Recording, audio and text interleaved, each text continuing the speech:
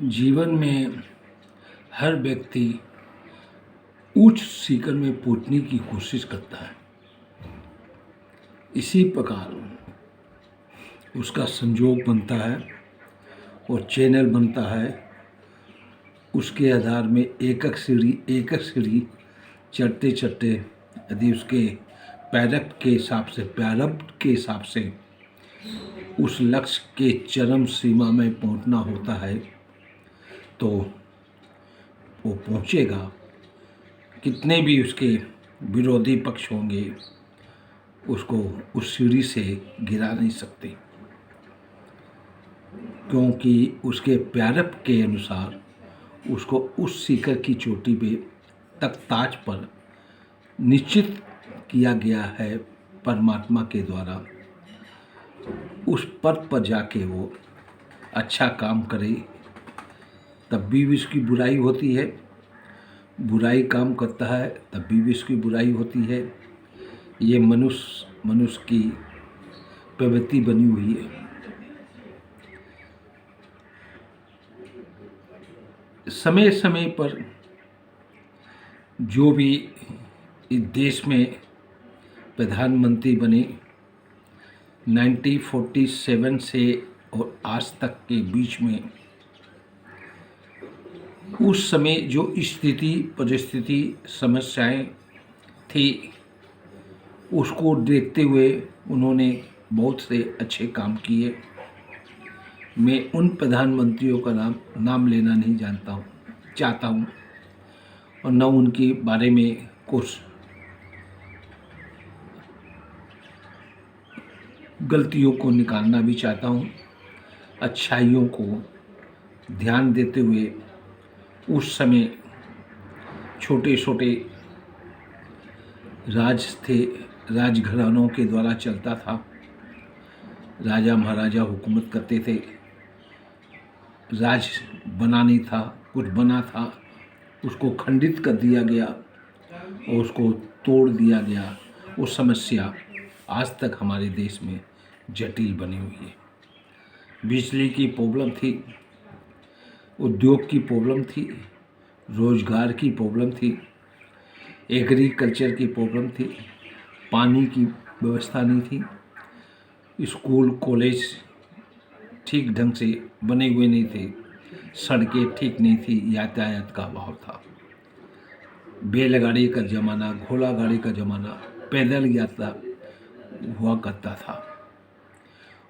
उस समय 1947 में जो भी प्रधानमंत्री बने सब वातावरण को केंद्रित आधार पर करके उन्होंने बहुत कुछ आगे बढ़ाने का काम किया। बीच में समय के अनुसार परिवर्तन आते गए। हम लोग के समय पोस्ट कार्ड, लिफाफा, इंडियन टेलीफोन का साधन उतना बढ़िया नहीं था। घंटों घंटों लग जाता था बाहर बात करने में। लाइटिंग कॉल तक चलता था, अर्जेंट कॉल भी चलता था, ऑर्डरनी कार्ड भी चलता था। हर व्यक्ति अपने हिसाब से जिसको ज़रूर से ज़रूर ज़्यादा दरकार पड़ती हो लाइटिंग कॉल तक भी करके बातचीत कर लिया करता था। ये बहुत कठिन दुर्लभ है।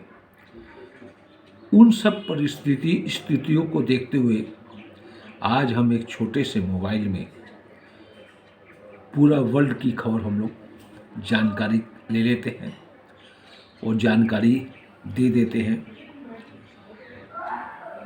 समस्या के अनुसार या कठिनाई और रुकावट के हिसाब से विपक्ष कुछ भी बोले ये सोचने का विषय है।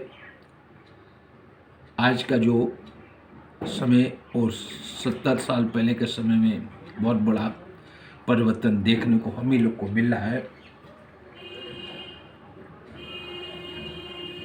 किसी के ऊपर लाछन नहीं लगाना चाहिए। हर व्यक्ति अपने समय के अनुसार, अपनी स्थिति परिस्थिति वातावरण के अनुसार अच्छा काम करता है। बाद में वही व्यक्ति उस पद से हटने के बाद लोगों की निगाह से भी गिर जाता है। आज जो हम देख रहे हैं वातावरण, चारों तरफ 2 लाइन, 4 लाइन, 6 लाइन, सड़कें बढ़िया है, साधन बढ़िया है, रेलगाड़ियों का यातायात बहुत सुविधा दी जा रही है। कौन सा ऐसा प्रोविंस से जुड़ा हुआ रेल मार्ग नहीं है? पहले कोयले के इंजन चलते थे, फिर डीजल चले, अब भारत के हर शहरों में या बड़े से बड़े छोटे से गांव में बिजली की इलेक्ट्रिक इंजन चल रही है। कुछ 2 साल पहले बीते हुए समय पर भारतवर्ष में या पूरे संसार में कोरोना बीमारी उत्पन्न हुई थी। लोग असहाय हो गए थे और उस असहाय अवस्था में लोगों का कारोबार खत्म हो गया, व्यापार खत्म हो गया, आलस हो गए, काम में रुचि नहीं लगा। हर व्यक्ति 2-2.5 साल तक उस पीरियड में लॉकडाउन में अपने घर में कैसे जीविका चला रहा था, ये सुनने देखे सभी हैं, समझने और उसके मर्म को पहचानने में अपनी अपनी नज़र, अपनी अपनी सोच होती है। यदि किसी व्यक्ति को एक पुराना हिस्टोरिकल स्थान में भेज दिया जाए और कई व्यक्ति को उसको बोला जाए आप अपने अपने दिमाग से, अपनी अपनी सोच से उसको लिखिए, तो हर व्यक्ति उसी चीज़ को, उसी की व्याख्यान अपने अपने सोच के हिसाब से वर्णन करता है। उसमें भिन्नता आती है, नफरत नहीं है, भिन्नता, अपना अपना सोच विचार है, वो अपना हिसाब से लिखता है। लॉकडाउन के पीरियड में मौजूदा प्रधानमंत्री भारत के कुछ हिस्सों में भव्यता से मंदिर बनाए। लोग अपने घर में बैठे हुए हैं, लोगों को जानकारी नहीं है कि कौन सा मंदिर बन रहा है, कौन सा नहीं बन रहा है। सड़कें बंद थी, कोई साधन सुविधा नहीं थी, जानकारी नहीं हुआ करती थी। 4 मंदिर बहुत जोरदार से बना।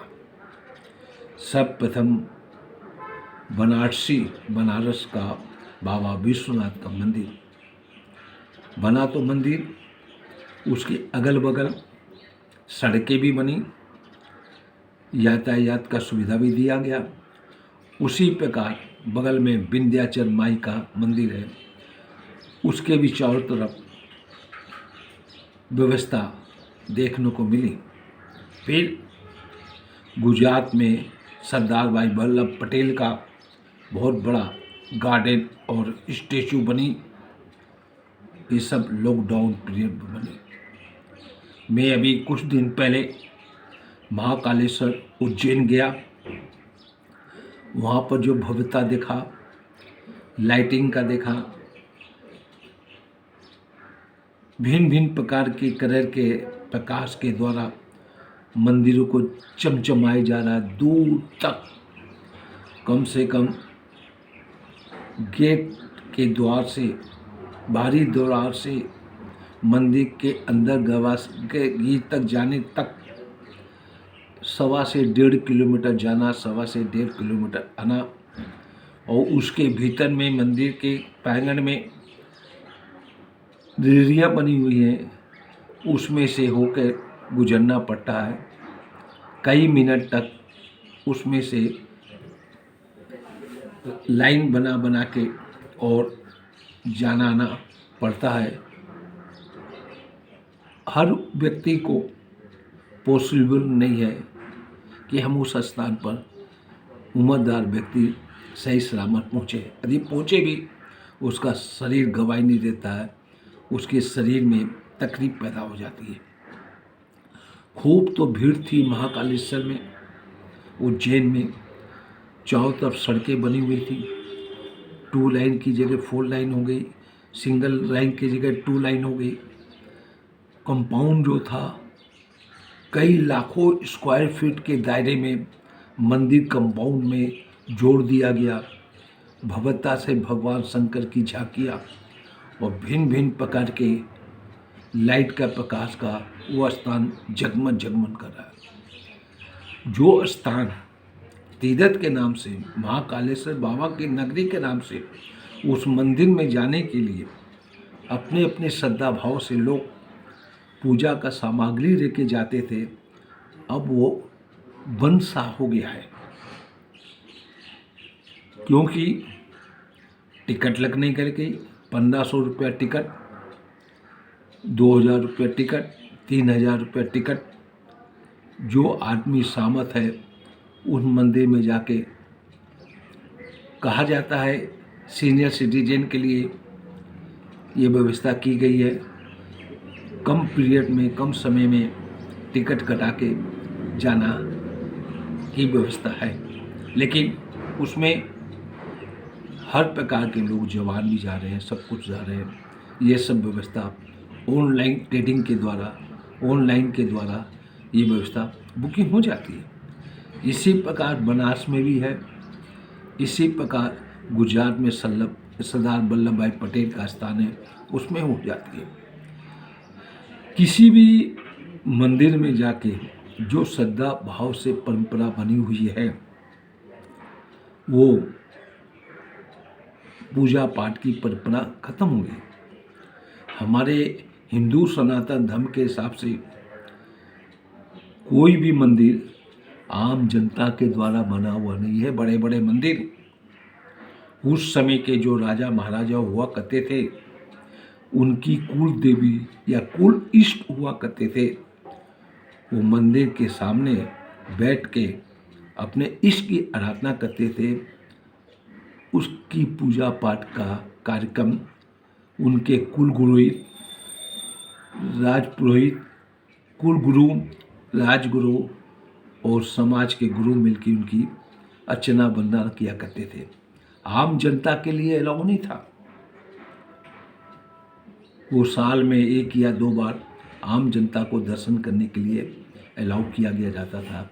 ऐसा मैंने जाता हूँ कई बुजुर्ग लोग से ये, और पुराणों में, वेदों में, भागवत के ग्रंथों में इस प्रकार का वर्णन है। गृहस्थ के व्यक्ति मूर्ति की पूजा को नहीं करने का ब्राह्मण के द्वारा ही की जाएगी।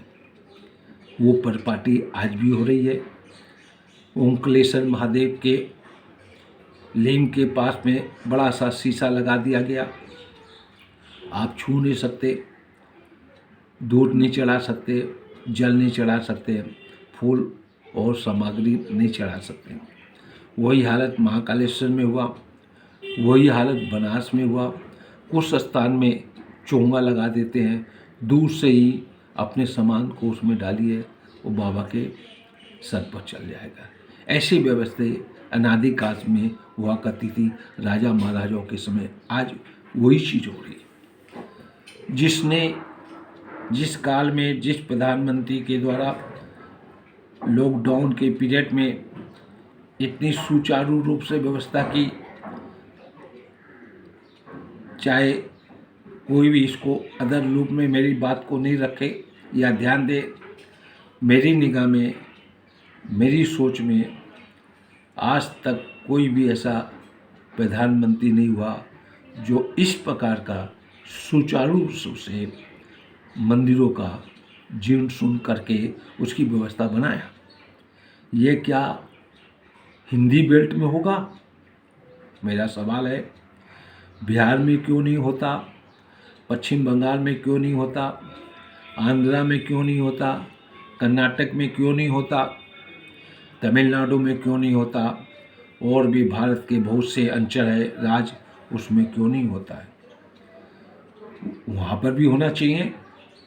जब मध्य प्रदेश, उत्तर प्रदेश में इस प्रकार की हमारे देश के प्रधानमंत्री के निगरानी में, उनके नॉलेज में ऐसी व्यवस्था सुचारू रूप से की गई है, तो हर प्रांतों में भी करना जरूरी है। क्योंकि कोई भी देश का प्रधानमंत्री जनता के द्वारा चुन के जाता है और जनता के निगाह में वो राजा होता है, और राजा भगवान के रूप में माना जाता है। ये हमारे शास्त्रों में वर्णन किया। आम जनता भव्यता से मंदिर नहीं बना सकता, उसके पास साधन सुविधा नहीं है। लेकिन राजकर्ता जो राजा होता है उसके हाथ में सब चीज़ है, वो इस प्रकार की व्यवस्था कर सकता है। उस समय मंदिरों के नाम पर जो भी चढ़ावा आता था, जो भी चीज़ होता था, वो मंदिरों के आचारों को व्यवस्था में लगता था, धर्म के नाम पर लगता था, और बहुत सा चीज़ उसी के अनुपात में वो धन को उनकी व्यवस्था करने में लगता था। ऐसा मैंने कुछ इतिहासकारों से या पुरातत्व विभाग के धर्मस्थलों में जब मैं जाता रहता हूँ, घूमता हूँ, तो उनसे बातचीत करके ये जानकारी मिली कि धर्म में जो भी पैसा आता था मंदिरों में, वो सब पैसा इकट्ठा करके वो धर्म के ही काम में लगता था।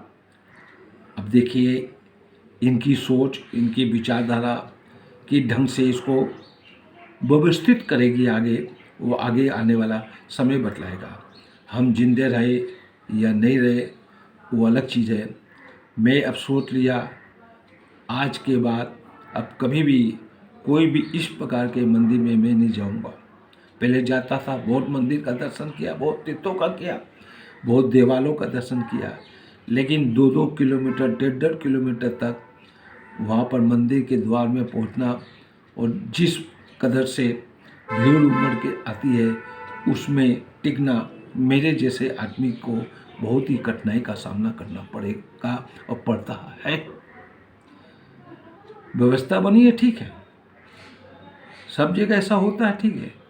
साउथ भारत में, दक्षिण भारत में कोई भी मंदिर के गर्भगृह से इसमें गिरस्त नहीं जा सकता, पुजारियों के द्वारा पूजा होता है। लेकिन नॉर्दर्न इंडिया में ऐसी व्यवस्था नहीं थी। आज शाम खाटू जाइए, सारसर जाइए, और भी बहुत से ऐसे मंदिर है, सब जगह टिकट लगने लग गया। जिसके पास सामर्थ है वो उचित दर पर टिकट लेके दर्शन सुचारू रूप से अपनी व्यवस्था करके आ सकता है। साधारण व्यक्ति के लिए, मिडिल क्लास के लिए ये यात्रा करना, तीर्थ जाना, धर्मस्थल जाना बहुत दुर्लभ है। मैं जाता हूँ 10 दिन के हिसाब से, कहीं पर भी एक आदमी का कम से कम 30,000 रुपया खर्चा पड़ जाता है। सब कुछ मिला के रेल भाड़ा, होटल भाड़ा, खाना पीना, रहना, टेबलिंग भाड़ा और भी बहुत से खर्चे होते हैं। उन सबको जोड़ के एक व्यक्ति का 30,000 रुपये खर्चा पड़ता है। अब सोचिए साधारण व्यक्ति उसकी व्यवस्था कर सकता है कि नहीं कर सकता।